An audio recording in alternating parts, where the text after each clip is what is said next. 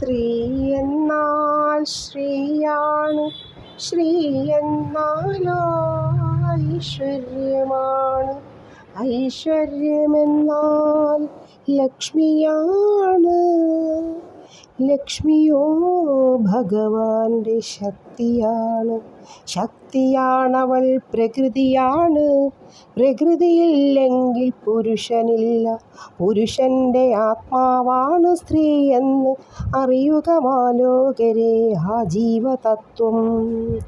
സ്ത്രീയെ പൂജിക്കുന്നതാത്മപൂജ, ആത്മപൂജയോ അതീശ്വര പൂജ, ഈശ്വര പൂജയോ ഐശ്വര്യദായകം.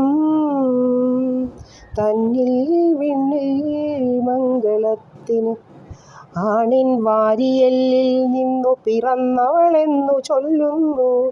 വാരിയെല്ലില്ലാതെ മനുഷ്യന് നേരെ നിൽക്കാനാവതില്ലല്ലോ.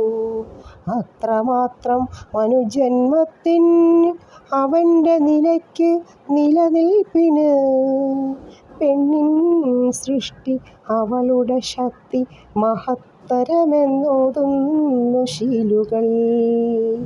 പരസ്പരം കെട്ടുപിണഞ്ഞു പണിഞ്ഞു വച്ചതാണീ മനുഷ്യക്കോലം.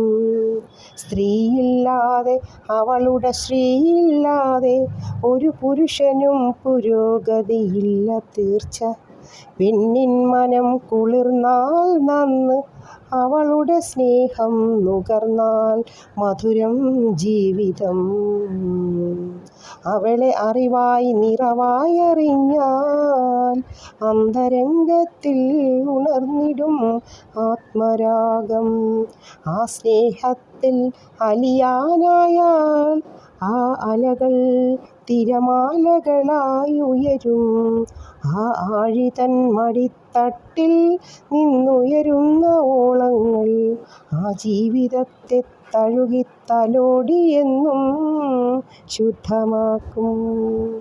ആ പരിശുദ്ധിയിൽ, ആ പ്രകാശത്തിനൊളിയിൽ ആ ജീവൻ്റെ രാഗവും താളവും ലയമാകും. ആ കുളിർക്കാറ്റിനരികിൽ സൗരഭ്യത്തിൽ ആ ജീവിതം എത്ര ധന്യം.